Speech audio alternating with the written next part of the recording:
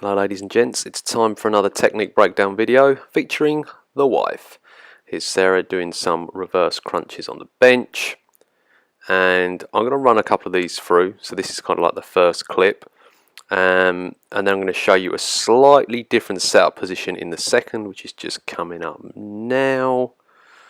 From there, knees slightly further up, or basically the hips slightly more flexed, but finishing position is actually quite similar. As you can see from the grimace on Sarah's face, reasonably tricky. Now I am going to stop. I'm going to take you back to those initial pictures. So as you can see, the big difference between the two clips is the start position.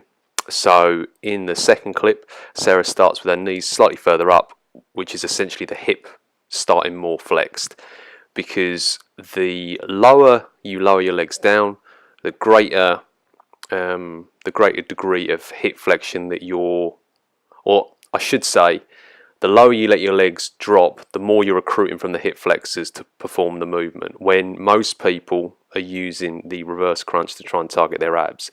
So if you start them on knees slightly closer to the chest, that initial movement of lifting the bum off the bench starts in the abs, and it's really difficult to build any momentum through hip flexion. Like it feels a lot tougher on the stomach. It doesn't look quite as spectacular, but a crunch essentially shouldn't do. It's spinal flexion. It's a fairly short range of movement.